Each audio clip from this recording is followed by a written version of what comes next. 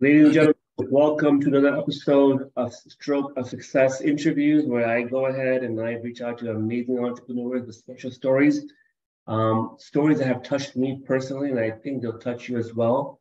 Today, I have a very special guest, a good friend of mine from the wholesale world, Dominick. How you doing, buddy? Hey man, how you guys doing? What's up, everybody? Awesome. Dominick, where are you from, man?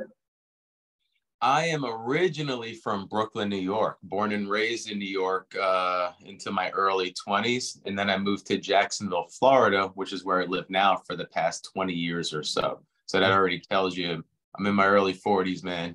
So right off the bat, we have a lot in common. So I'm from Brooklyn, New York, and I moved to South Florida at Mm-hmm. age 19. And I just turned 41 yesterday. So I think we have something in common. What part of Brooklyn? So there's a neighborhood called Kensington, right? Yeah.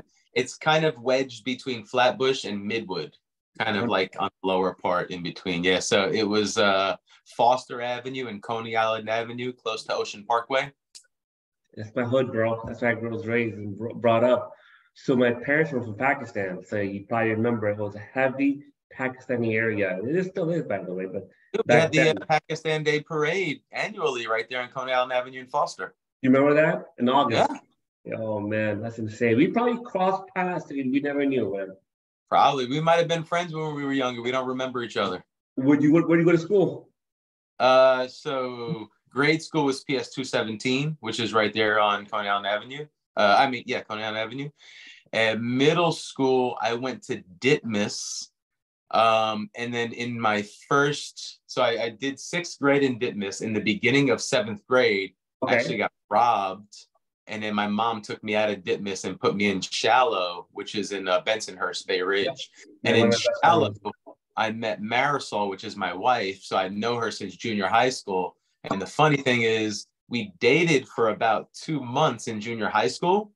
And then her parents found out she had a boyfriend and punished her for the whole summer, right? So I didn't see my girlfriend for the whole summer. And then on the first day of high school, I broke up with her.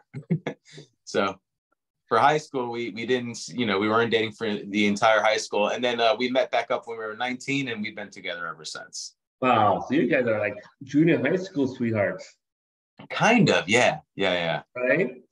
So Shallow, and what high school you went to? FDR for high school. Dude, I went to FDR. No way. Insane. Wow. Yeah. Insane. So I I think was about 18. friends with like Omar Killingbeck, Dallas Kirby, people like that. Okay. Not sure. I used to live on Ocean Parkway and 18th Avenue. Okay. Yeah, that's insane, man. Well, when we have a small world here. I met Dominick about 2 years ago. My wife was suddenly bit by a real estate bug. Funny thing is, I'm an agent, day job. My wife's an investor. And people are like, wow, that's so interesting. It works out really good, right? I like to invest too, but my wife is so into much more in investing. She goes, listen, I met these two gentlemen, Diego and Felipe, and they're doing this mastermind in Jacksonville. We have to go. We have to go.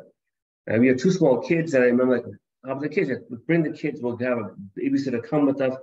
So we got this little beach house right across the street from that Airbnb. And we had our babysitter with the kids to come, and we met with you and your partner, and we were blown away. We're blown away for a few different reasons. A, your story, and number two, your humility. We both were like, man, after getting aware about your numbers, how good you have been, like, wow, I mean, if you guys were living in South Florida, I'm telling you, your nose would have been up in the sky, walking around like you own the town. I think where you stay also kind of contributes to your humility. So, like I said, I'm from Miami, from Brooklyn to Miami, Miami to Orlando, I live in Orlando, and there's a huge difference between Orlando and Miami. A lot of money in Orlando, multi-millionaires in Orlando, multi-millionaires in Miami. But Miami people remind you quite a bit. Have you ever experienced that?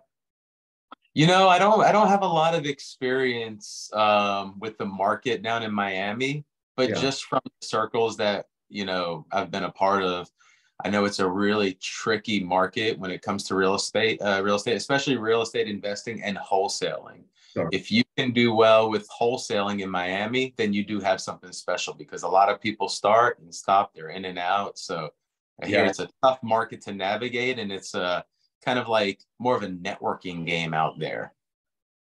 Whereas in Orlando, Tampa, and Jacksonville, it's more less entry barriers to entry, right? From what I understand, yeah. I mean, so basically we have the most experience in Jacksonville, Florida.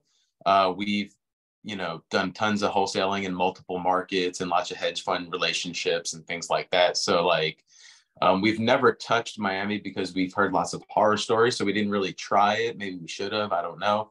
But like, we've been able to do really well in Orlando and different parts of Florida.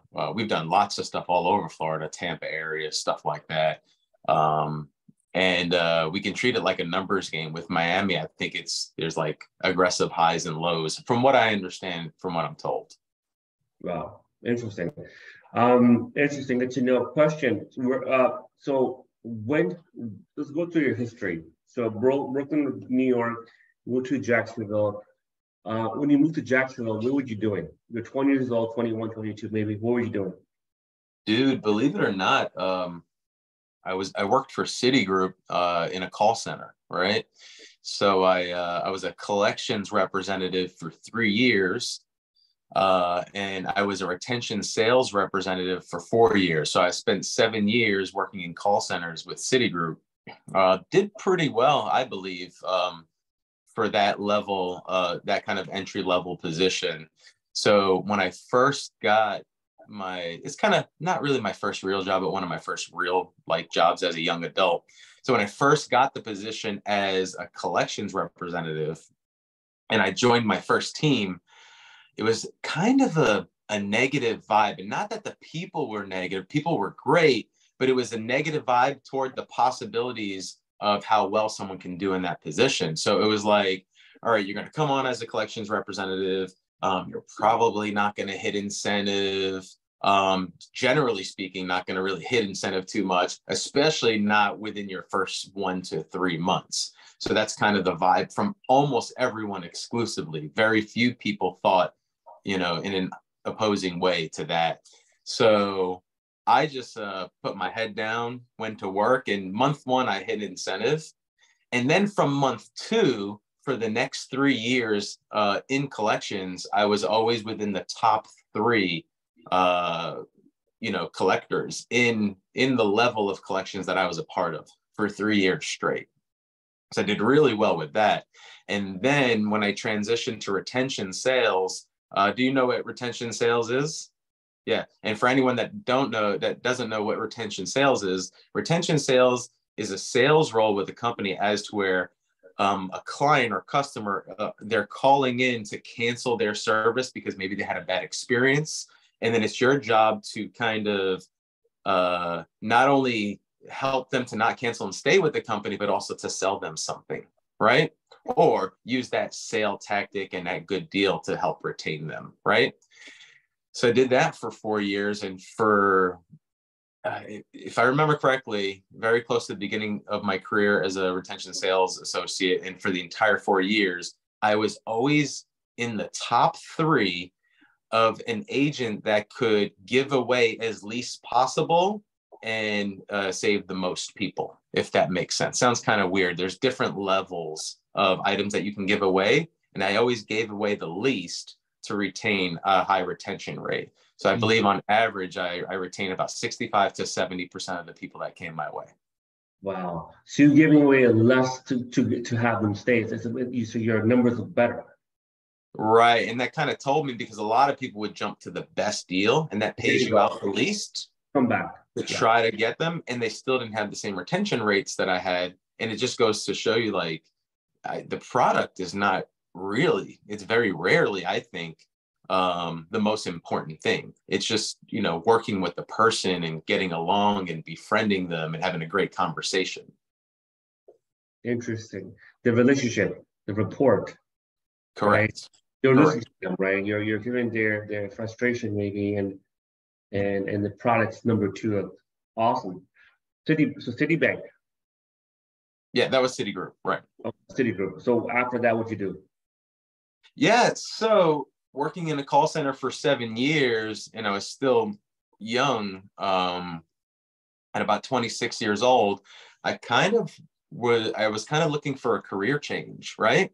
I kind of wanted to do something different. I was making about $70,000 to $80,000 a year in retention sales in a call center role, and just by thinking through and talking to my wife at the time, I wanted to become a firefighter, right?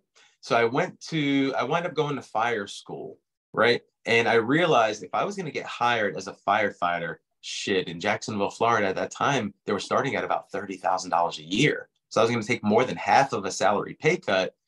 And I thought to myself, I have to maybe start a small business or do something to make up the difference. Because if I get that job, and then when I put my mind to something, I do it. So I knew I was going to get the job if I wanted it, then I had to have something in place to make up the difference. So I started a lawn maintenance company, right? So I was cutting grass on the side.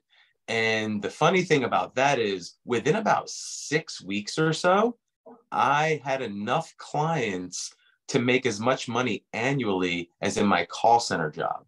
I just hit the ground running with that, right? But I didn't quit immediately. What I did was I kept my full-time job. I operated my business that was bringing in the income that we just spoke about. I started fire school, so I finished that. It took about a year. There was firefighter 1 and firefighter 2. And one of the things I was blind to, which is weird, you're going to be like, oh, you didn't realize that. But one of the things that I was blind to when I was working to become a firefighter, and I didn't realize that until I went into fire school, is it's way more medical than I thought it would be, right? I didn't really know, and I should have, but I didn't really know that you had to also be a licensed emergency medical technician also. So when I went to fire school, not only, was I in fire school, full-time job, operating my first business, but I also had to go to EMT school. And then my wife was, she wound up getting pregnant with our firstborn. So all of that was going on in that year, in 2006, right? So push came to shove toward the end of that year. I wound up, quitting my job because I was able to. I was clearly able to. And I started doing lawn maintenance work for companies that have bank contracts. It would just pay a lot more for each job that we did, right? So I kind of shifted that business to doing more of the bank work rather than working for typical homeowners, right? It was just it was easier. It was 3 or 4 times more money, and it was just a lot better direction to go in. And the funny thing about that process or that time frame was when I worked in the call center and I decided to become a firefighter. I had a coworker that he was one class ahead of me as far as going to fire school and becoming a firefighter. When his class graduated, he was immediately hired, right? And then I was right behind him. So I was in firefighter 1, he was in firefighter 2. I went to firefighter 2, he graduated and got hired. As soon as his class was hired, Jacksonville went on a hiring freeze for firefighters, right? Which was, okay, kind of in retrospect, a blessing in disguise. But that kind of, but at that time, I made the conversion from working with regular homeowners cutting lawns to the bank-owned properties. And then the entrepreneurial bug was just kind of building inside of me, right? And I just wanted to do nothing but grow. I realized, I can, start a business, grow it quick, and then I can figure out how to focus on the tasks that make higher amount of income. I just wanted to do that. And it was a blessing in disguise because throughout the years, the fire department would give me updates on, you're still on the list, but we're still not hiring or whatever the case may be. And then I made a determination that, I'm not even going to go in that direction. I've got this entrepreneurial bug and I'm going to keep going in this direction and see, how far I can take it. Right. So fast forward 5 years, I was maintaining foreclosed homes for banks. It kind of evolved from not only grass cutting, but starting to do all types of maintenance. I mean, we did things from as small as lock changes to things that are as big as home demolitions, complete roof replacements, things like that. So the banks, or at least the national companies that worked with the banks, they had a lot of faith in me because of how well I did over the years, that I was getting tons of work.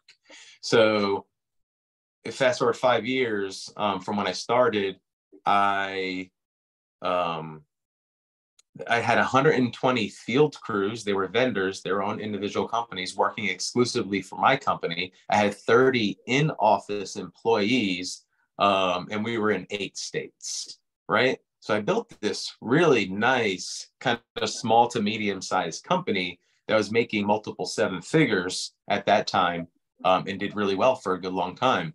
And the thing that I didn't see coming with that company, because eventually it did go in the other direction. Instead of growing, it started shrinking, and I wound up selling that company.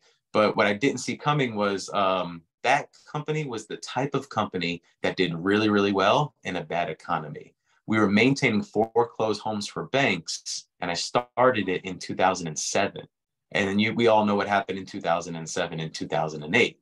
The economy went into the crapper, tons of homes went back to the banks, and the banks weren't, they're not built to maintain them on their own. So they have to get vendors to do it, right? And I started a local company, and I built it to a regional company that performed that work. And the idea, the long-term plan, was really to go national. But when the economy recovered, it recovered aggressively well and aggressively fast, right about the 2013 to 14 period. And, and I didn't kind of see it coming. My thought was, and it wasn't like the writing wasn't there. My thought was, I'm just going to aggressively grow, because if I can expand quicker, then I can, at the very least, plateau. But what I didn't realize is I'm trying to grow into other territories that they no longer need me in, because they're selling their inventory, right? So I couldn't grow to offset the loss of business.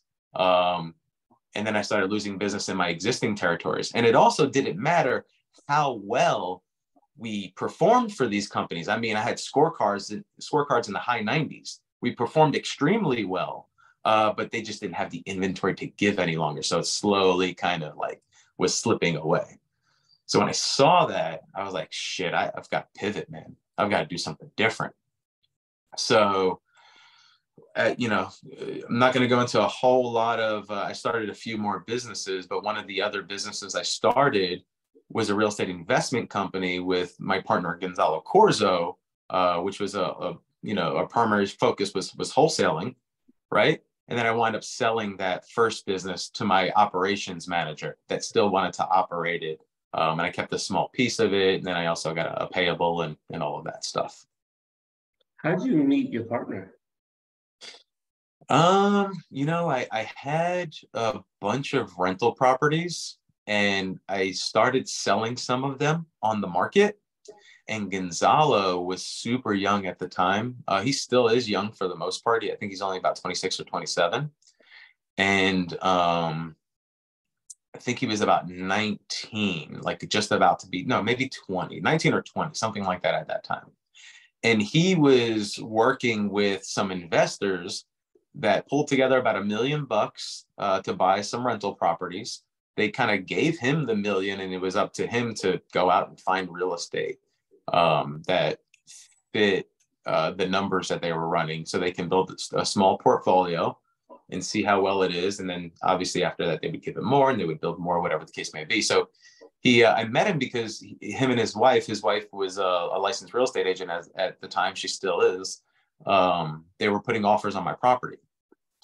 So I just engaged with talking to him. I met them at some of my properties. They put offers. I wound up selling 5 or 6 rental properties into that portfolio. And over the course of about 6 months, so just, a lot of meetings, a lot of lunches, a lot of conversations, got to know the kid. And I thought he was like super bright for how young he was, right? Yeah. Super bright and decisive, right? It's he wasn't confused. He's always curious, which is good, which is a good thing, especially for an entrepreneur. But I mean, I was impressed, and I started learning more about the wholesale model, right? He was a disposition agent for another wholesale company, in addition to buying these properties for the portfolio that he was a part of, right? Now, I knew about wholesale at the time. I learned about it probably 1 to 2 years prior, and I did do research into starting a wholesale business. And I realized that, you know, if I'm going to start something and I want to make it incredibly big and grow it, the more research I did, I realized how complex it could be. And I didn't decide to go in that direction at that time. I started some other companies, right?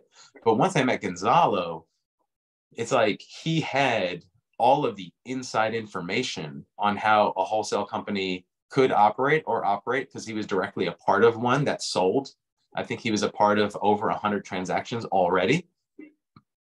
And I had the knack. I already had all of the experience over the course of the last 12 years prior, you know, growing a company with employees and benefits and management and, you know, promoting or demoting and hiring and firing, interviewing, all of that stuff. I've got all of that under my belt, right? So I said, listen, if I can start and grow a company and I know how to do it, and he's got all this wholesale knowledge, you know, let's take a shot and partner up and see what we can do. That's amazing. How old were you when the Cash Geeks company was coming to fruition? 30? How old was I? Let me see. So we've been in business for about close to 6 years now. And yeah, and I'm 43. So about 37. 37. And by this time, Dominic, you own some companies, bought and sold, I can tell, right? I mean, you're the up and running entrepreneur by the time Cash Geeks came across as an idea. Yeah, dude. I mean, I'm just I don't want to give myself too credit. I'd rather, you know, whatever, but just to like, I'm just a doer, man. I take action, like have an idea. I think I'm blessed because I have a brain that can recognize if an idea is good or not, or if it has potential. You know, I'm very, very optimistic, but in a reasonable way, right? You know, and I have my faults, right? I have my faults. I have my challenges. I'm not afraid to spend money to test stuff out to see if things will work or not also. I don't want to throw away money recklessly, but I think that if I could take my ideas and channel them in a way that makes everything seem realistic, then I think that's the way to go about it. So in other words, like if I had this idea, like I want to start this company, right? And boom, I want to make $1 million. I want to make $10 million, whatever. All right, what's it going to take? And, you know, you hear the old adage, you know, start at the end and then work your way backward and see where to fit in. It's kind of true, right? It's kind of true. It's kind of what I do. So, I mean, I'm a super crazy spreadsheet guy. So I'm just going to throw everything on a spreadsheet. It's going to look like shit in the beginning, pardon my French. It's going to look like crap. And then I'm going to slowly tweak it and adjust it and move it around. And then, you know, it might take 6 months, might take a year before that thing looks beautiful. But before you know it, you have this like formula induced spreadsheet that looks at other tabs and other sheets. And you have this, you know, this book of like all these different operating parts that makes the weird, risky idea make sense in a kind of a numeric way. Interesting. First time I've ever heard that formula, man. Yeah. I want to touch on something quickly. So you said you're a doer, and this earlier part of the interview you said that you put your mind to. You was always like that? You had that quality, that skill set always, or? You know what? In retrospect, prior to doing really well in call centers, there's not really a whole lot that really highlights that I was always like that. but I did have a lot of leadership qualities throughout my youth, right? So in other words, the circles that I was a part of, friendship circles or whatever, everyone looked in my direction for like the final stamp of approval on whatever it was that we did, right? Or if I'm side of my immediate circles or I meet new people, whenever I talked, everyone listened, right? There was never signs of the things that I said didn't make sense. It was like, you know, it was like almost inspirational, if that makes sense, even as a youth. So yeah. And I guess one sign, this is gonna be funny because I don't know if a lot of people know this, but I used to write hip hop. I used to write and record hip hop. I don't know if you knew that or if you talked about it. But dude, yeah. So I was creative in that way, and I would take a long time. So I was more like so some of my favorite artists are like Nas and Jadakiss, right? And those artists, they kind of don't make the most money. They're more lyrical than they are kind of like art that make these feel good songs, right? Jay-Z, right? Yeah. Yeah. Well, Jay-Z was amazing. Yeah. So I actually didn't like Jay-Z at first. Yeah. He grew on me over time. Wow. Yeah. I kind of, whenever I saw someone like all gravitating to someone that, you know, I thought it was more like feel good, like, you know, some of those artists that made tons of money, like T-Pain and all that, I didn't feel like a lot of those artists put a lot of like intricate time into every single line. I felt like they just said things to get the verse done with and over. Check mark, next one. Correct. So what I didn't have as an artist was like these flamboyant, fun beats and choruses. I was just only about the lyrics and the verses. Wow. And a fun fact is one of my friends that I would record with, he did a song with Slick Rick. I don't know if you know or remember Slick Rick. Yep. Of course. Yep. And I did the remix to that song with Slick Rick on it.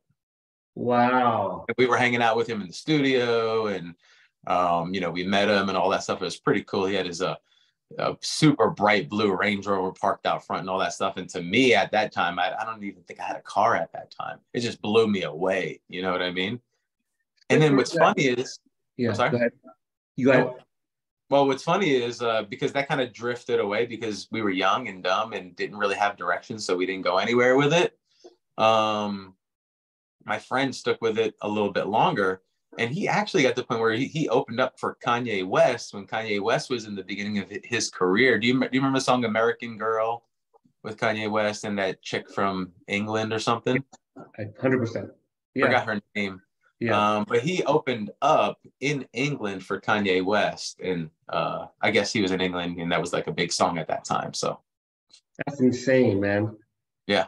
Slick Rick is the one who got arrested for, I think, drug charges, right? Was it taxes or something? Did he flee the country?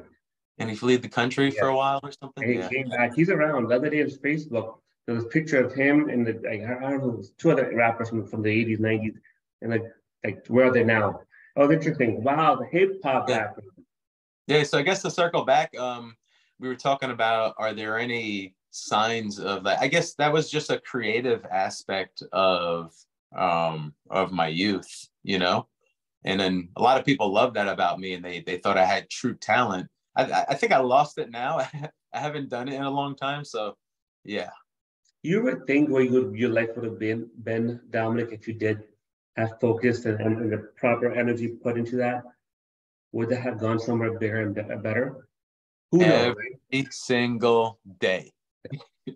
Every single day, man. There's times I just think about, man, I need to be the old rapper. I need to just come out and focus on it. But yeah, I haven't put that one on a spreadsheet yet. Oh man, well, you should do it one day, man. Look, you're pretty well set up. Back to Cash Geeks.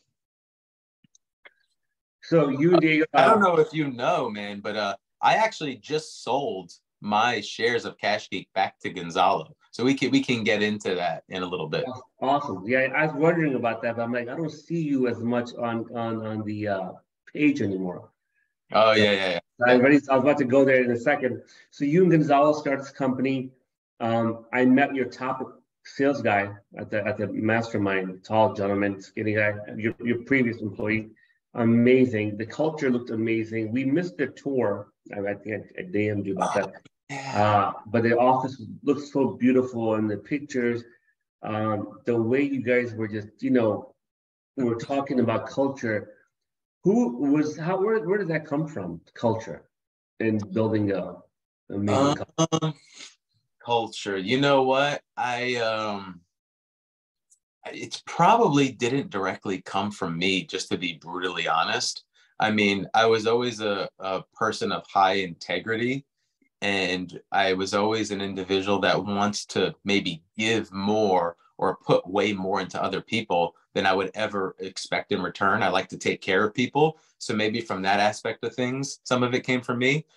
But I know that, Gonzalo, as smart as he is, man, he just, he's kind of the guy that pulled me into masterminds and trainings and getting the insight from other people doing bigger things than us. And it was just known out there that, company culture and core values and things like that were huge in building a company. So I guess for me, it's just whatever I had experience with and the type of person I was. And the rest of it was either a combination of Gonzalo and what he wanted to do and what we've learned, in the trainings that we went to. First year revenue, how much you guys made first year? First year, I believe it was $100,000. I think it was $100,000, $300,000, $1 million. If I'm remembering correct, $1 million, $3 million, and the last 2 years were $4 million. Yeah, when we met you guys, you were on the road to making $4 million. I remember that. It was 2021, August. Yep. So, yeah. Wow, man. From 100,000 up to 4 million. Yeah. What really solidified everything for me in the very beginning was when I had my last company, we did really well at doing a large volume of really small ticket transactions for the most part. I mean, we did some bigger transactions. Like I said, we've done a couple of home demolitions. We've replaced a bunch of roofs, but most of the transactions were grass cuts and lock changes and things like that. So it might be something that pays $50 to $100 or, $50 to $75. So it had a lot of small ticket transactions. And we would, at our busiest couple of years, we did about 60,000 maintenance work orders a year, right? So we were really good at managing a team that can just shuffle a lot of volume through it, right? And in the beginning of starting the wholesale company with Gonzalo, we ran a campaign. It was a total of $700 or $650, something like that. And it was a direct mail marketing campaign. So when we did that, we got 2 deals and closed 2 deals from it. One was $2,000 and one was $13,000 in assignment fees, right? So when I saw that kind of sealed the deal for us. It was like, listen, I know how to grow and manage a team that can do a ton of small ticket transactions. If we can do that with these larger ticket transactions, man, it blew my mind. And that's the project that I wanted to work on. So that's when I finalized and I sold my first company to my operations manager. And I simultaneously started like 2 or 3 other companies. And I just shut all that down and shunned it all away and put 100% focus with Gonzalo into the wholesale company. Wow. It's insane. What do you think what are the characteristics that makes a partnership a good partnership? I think that's a really good question, man, because people need to hear this. They need to know this. I think that because before we signed any kind of business agreement or partnership agreement, we agreed to work together for about 6 months and just go off of trust.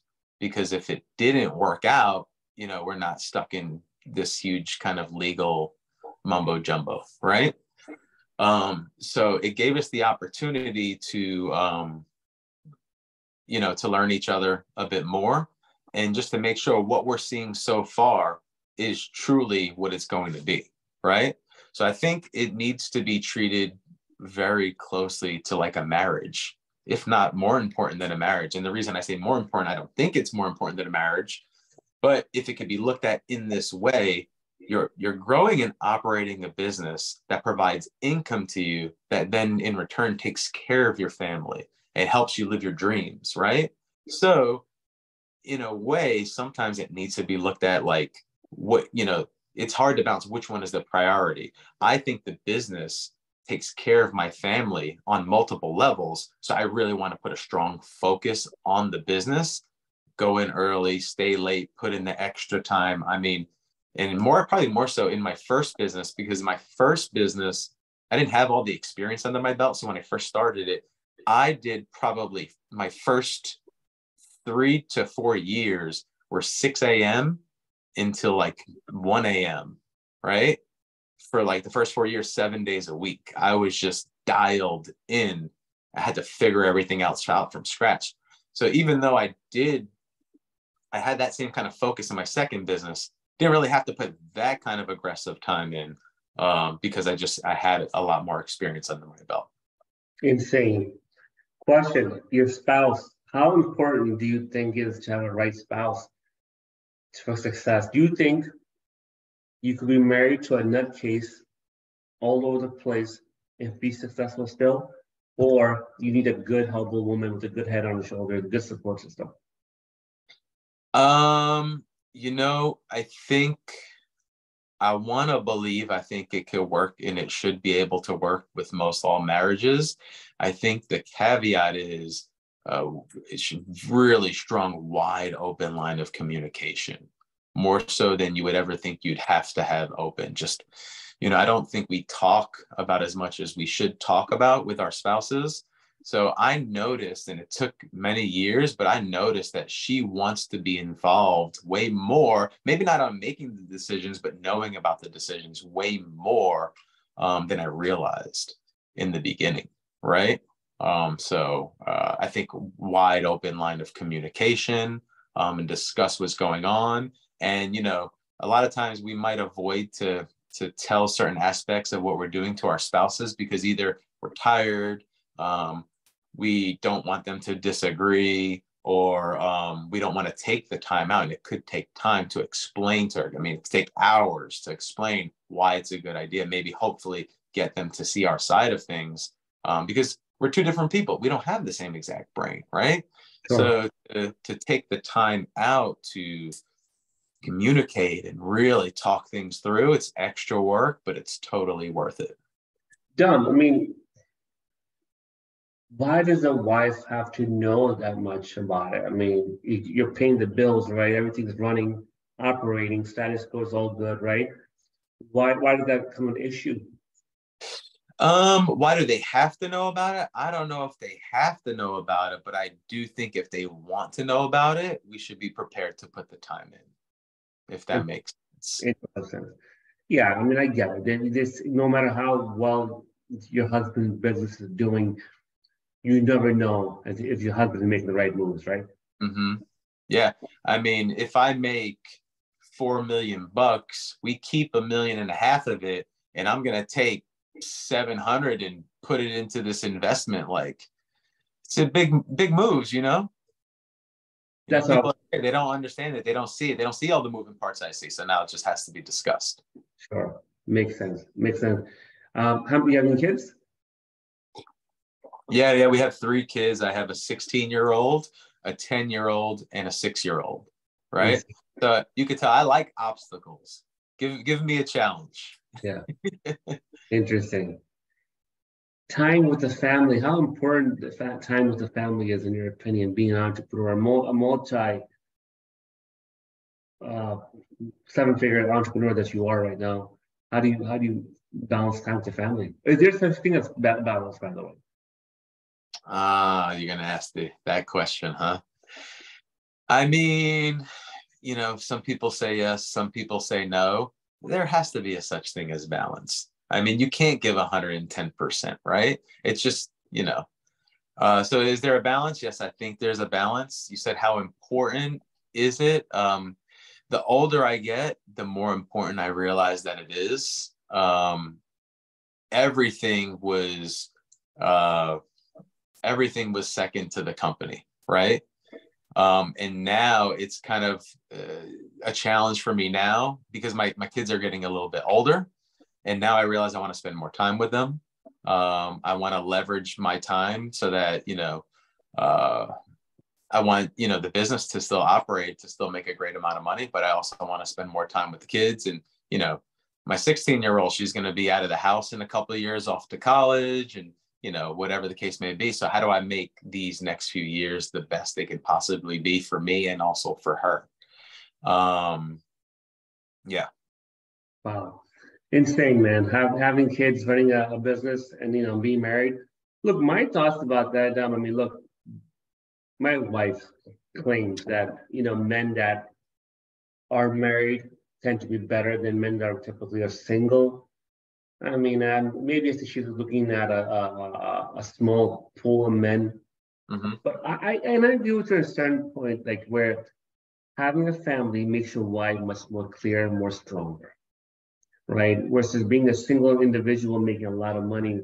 You know, we're lucky. Orlando and Jacksonville doesn't have much partying going on in South Florida or New York. You know, I know many entrepreneurs our age, 7 figures, some of them making 8 figures. I mean, the Ferraris, the Lambos, the, you know, multiple girlfriends, the yacht parties. It's become so acceptable, and they lose focus, and they crash quite often. Huh. In my experience, I've noticed, especially in the real estate game. I worked the previous bubble that happened 2004 and 5. I was an agent and a loan officer. Man, I mean, and I seen it this time too. This time, the second time where it was the heyday of real estate having, I just noticed that the men that have a strong family support in the system tend to be more grounded. And any thoughts about that, or you don't know much? Yeah, dude. I mean, there's like viral ups and downs as an entrepreneur, right? There's great times, there's super tough times. And I think that the way that I think about something is like, I have to have this incessant, non-negotiable belief in exactly what I'm doing, right? If I have that belief, I mean, it helps me get through the really, really tough times. I have to know without the shadow of the doubt that I'll never give up. And that I'm going to be incredibly successful in whatever it is that I'm choosing to do. So if you have that belief, where you can get to the point where you choose to have that belief, then it's just persistence over time, right? And one of my favorite books, Think and Grow Rich. Mine too. Yeah, Napoleon Hill, right? Think and Grow Rich. Here, I'm going to tell you something quick about that book and how that book hit me, right? Because in my first company, when we grew it to its highest point, we would go to industry seminars. It was, I think the seminar or the meeting was called NAMFS, the National Association for Mortgage Field Services, right? That was our annual industry seminar that we would go to. And when I would go to those seminars, I would find myself at dinner parties in restaurants at these tables, right? Like 10 or 15 people, like these big tables. I would be with my clients and I would be with my competitors, right?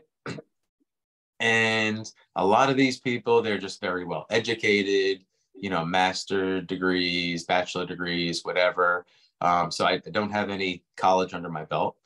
A lot of them also are talking sports. I don't follow sports, right? Sports is a big thing out there in the world, right? It is, especially in the business world. Yeah, business world too, right? I never followed sports, right? Yeah. So I would find myself at these tables, all these conversations going on, felt like an outcast, and I would think to myself, how and why am I at these tables? And by the way, I'm blowing my competitors out of the water, right? So I think to myself, these motherfuckers are smart. how am I blowing them out of the water? And how am I even at this table, right? I'm not supposed to be here. Kind of what's going on in my mind. And I never knew how, and I never knew why, and I couldn't figure it out, even though I kept pushing, kept growing, kept pushing, until I read that book.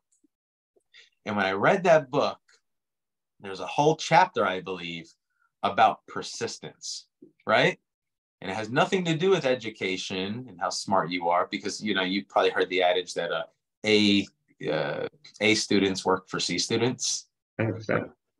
It's all about persistence. And that's what I had over everyone at that table is, you know, it might take me longer to get something done, but I'll never stop until I do get it done. And others will give up even in a shorter period of time.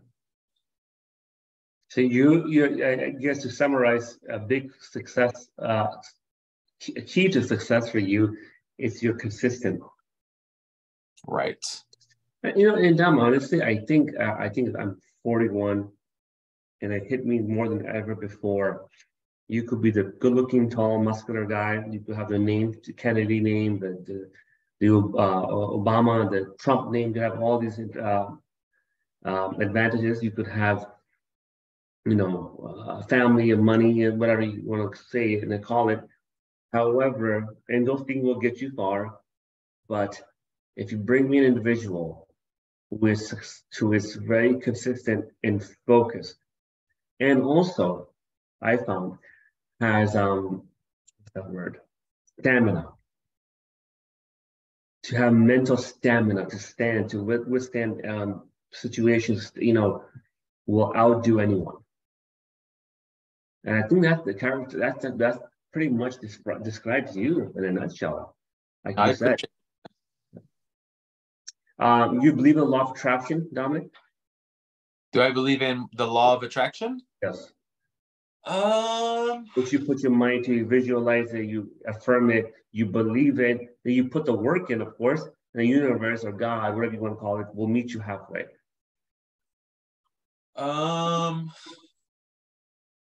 You know what? I never really thought of it that way. I might have to think that through. I do think we make our own luck, right? There you go. So if we're talking about the same thing, if we're on the same page with that, yeah, I think if you put the reps in, eventually the rewards will show up. Yeah, awesome. What's your daily habits of success? You're very successful. You know, for some entrepreneurs, I'll give you mine, for example. I like to schedule my week on Sunday, the rest of my week, and it's that much in advance, right? Some people do the night before. Some people wake up in the morning and do a gratitude journal. Some do a meditation. Some do cold plunges, new thing, right? Some do breath work. Talk to us about your habits. What made you think made you successful? Dude, my cold plunge is on the way, by the way. Do you have a cold plunge? No, I haven't done it yet. I want to. Have you tried it? Have you done it? I've been doing cold showers. And they're awesome because I also have a sauna, right? Yeah. So after the sauna, I'll jump into a cold shower, which is a challenge as it is. So I can't imagine the cold plunge when it gets here. It was actually supposed to show up this past Friday, and the FedEx freight shipment guy called me and then sent me a couple of cell phone pictures that the box was all mangled and it actually had gashes in the tub. And he said I had the right to refuse shipment. So of course I'm going to refuse shipment. I paid $7,000 for this thing. You know what I mean? So they have a new one in production right now that hopefully we'll get here within the next week or two. Insane. So morning routine, it's changed over time. Right now, I get up and I immediately work with Marisol to get the kids ready for their day. And then off, she takes the kids to school. I work out, so I'm back into working out because I've had my viral ups and downs about that. And there's another story, which not too long of a story, but I used to weigh 280 pounds when I was in my early 20s. And I worked out aggressively for 6 months in dieting, and I went all the way down to about 190, decently muscular. So that's another story. So I'm back into working out. So I'll work out for about 30 minutes. I'll go in the sauna for about 20 minutes. And then after that, I'll do a cold shower, right? And then I think, so I don't have the best organized routine. What I do is when things come to me, I don't just jump from one thing to the other thing. I do like to stay focused and work on one thing, but I do have a really good habit of when I have an idea, I'll email it to myself. When anything comes in my direction, I email it to myself. I'm constantly, I don't want to lose track of that. So my email is kind of like my task list, my to-do list in a way. Mm-hmm. And then I spend the entire day either on tasks, calendar appointments, or going through my email task list. Awesome. Pretty, yeah, sounds very similar to other entrepreneurs I interviewed so far. What happened to Gonzalo and Çǐ̌ci? What made you want to buy out, sell your shares and leave it? I mean, amazing business, amazing brand. Yep. What was the catalyst? So Gonzalo and myself were we're really close to being like best friends. I mean, We're together for 6 years. So really great friends. We parted ways on really great terms. It was, and this might sound not believable, but it was purely a decision of doing something different, right? Doing something different. It's the perfect time in a tricky market to part ways. And then he wanted to retain Cash Geeks, and I decided to change and do something new. Interesting.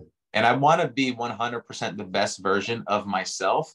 All other businesses I've been a part of was with partners, which were great. They've all been great, really great experience. And I can't say anything bad about any of it. It was just time for me in my life to move on and do something new, exclusively as an independent. Dude, $4 million, $5 million a year business. Amazing office. I think the bulb you had on there. I mean, to walk away from that, Dominic, I think you're insane. I'm gonna call you out right now. But you know what, man? Like, I'm sure you had your reasons, because I'm still till this day. A year ago, one of my previous business partner, we were talking. I think I reached out to you. We were thinking about opening a wholesale operation here in Orlando. And I couldn't stop gushing about Cash Geeks to him. And here's social media. Here we went. Here's the way to do stuff.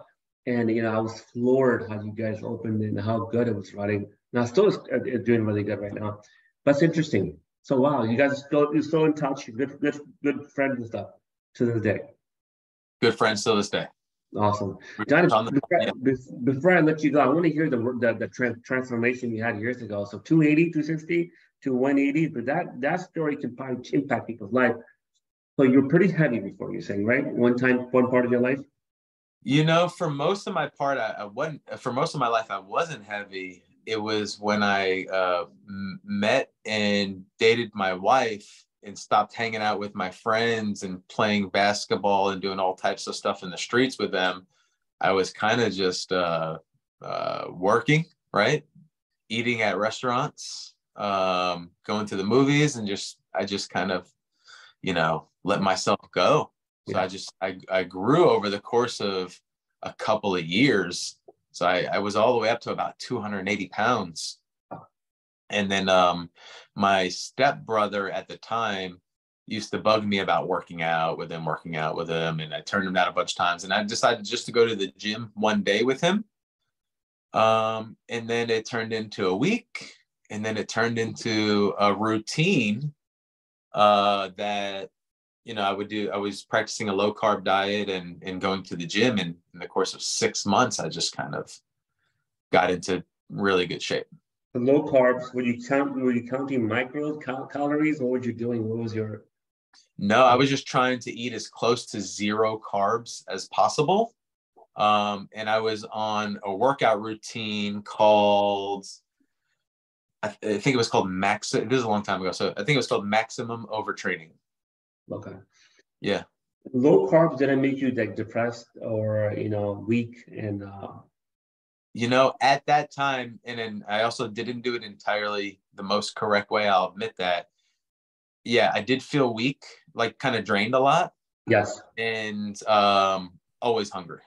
I was hungry for 6 months. So 6 months, you lost about 100 pounds. About 100 pounds, yeah. And it was like solid weight, like muscle. You have muscle and you lost fat. Yeah. It's amazing, man. Well, bravo to you, my friend. Dominick, what are you doing now? What's the latest business you're working on? What are you doing? Cool. So I've had my real estate license for about 8 years. I've never really used it on the retail side of the business, right? I never really used it to help sellers and buyers, right?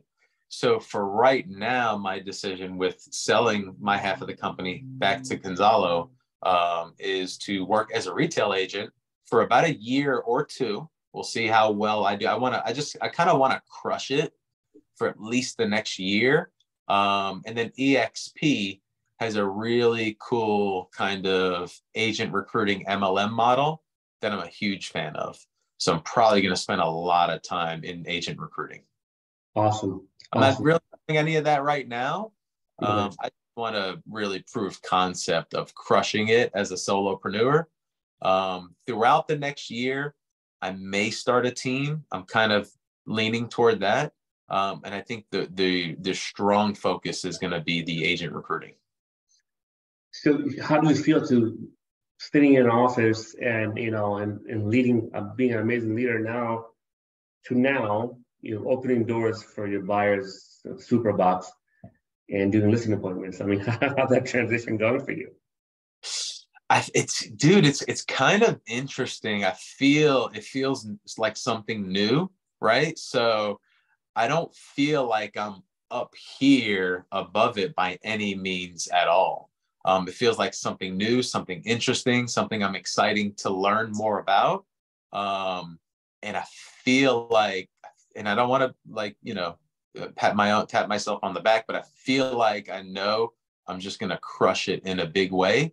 So I'm excited to have that part of the story behind me also. Can't wait to see you do it. Honestly, I want to do the opposite. I want to leave real estate and do wholesaling. Anyone doing wholesaling right now, this market, I mean, is it easier? A little harder? Of course, that's a very subjective question, right? I think, it's just like anything else, right? The more competition joins in it, the more trickier it's going to get, right? And in wholesaling, when we started, was less competition, way more exposure and competition now. There weren't as many people in the beginning on the phone saying, oh, I'm getting 1,000 phone calls a day. And now they're all saying that, right? So, I think you just have to stay on keeping costs down, having great conversations, just the best quality people on the phones, and just, keeping our eyes open to all the new aspects of kind of how to be first in the new ways to market and things like that. And also, we can't be scattered, right? Because there's direct mail, there's texting, cold calling, there's 100 different ways, SEO, PPC, all this stuff, right? We've tried and tested it all. We kind of exclusively stuck with one thing. And it's good that we tried it. We got it out of our system, but being focused on one thing, I thought was a major contribution to how we did so well. What was your one thing that worked for you guys? It was cold calling. Yeah, we had a unique system. We had a kind of like a 3-step qualifying system. So we had our front end cold callers that kind of did all the prospecting. They would live transfer property owners to our qualifiers, right? So they weren't really qualifiers. They just prospect to find people that would consider selling. Then it went to our qualifiers. We called them home buying specialists that went through kind of like a 2-page script, talking to them, building rapport, finding out if they really do want to sell, right? And there's different things that we looked at with that. And then they were live transferred to our home buying managers, which are the closers. And then they would work with them to get them over the fence until they agreed to sell the property and sign an agreement with us.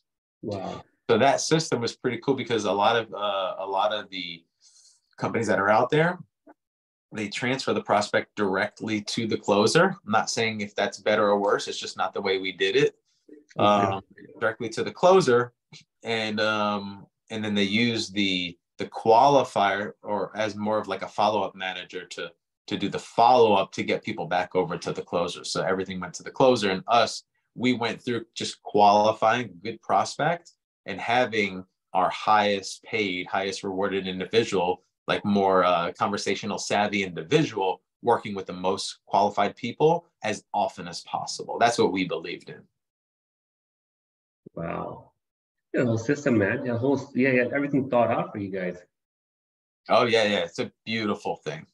I mean, it's a schedule, right? On a like whiteboard, and you're probably, drawing out the different, arrows going here and here and there. That's amazing. Wow. Well, Dominic, thank you for joining us today. I've learned a lot. The hip hop thing. that got me to the most. I love hip hop. I'm a Bad Boys. I love Bad Boys. Biggie Smalls, my guy. Yep. Nas, I love Nas. I love Tupac also. But oh man, interesting. He left us too early, man. He was Brooklyn's Prince, as they say. Recently was his birthday, or was it his death anniversary? I think. He died on March 9th. Yep. Yeah, and that's still unsolved right now. I mean, we're probably never going to find out what exactly happened. Yep. You know what I mean? Where can we find you? I'm going to put your tag onto in my profile in here on YouTube on the bottom of the video. But where can we find you? Yeah, so Instagram, it's Real Dom Felix, or just search Dominick Felix on Facebook. I'm there. And I have full-length YouTube videos with my new journey as a real estate agent, solopreneur so far. And it's youtube.com/@Dominick Felix. I saw the videos, good stuff. I saw your channel recently on IG. Good quality stuff you're putting out there, Dominic. You're a man, a lot of wisdom. A busy man. Thank you for your time, my friend. Really appreciate you, and let's be in touch. Cool, man. Thanks for having me. I appreciate it, dude. Thank you, Dominic. Thank you so much for joining us. You're welcome, brother. Okay. All right, bye. Bye.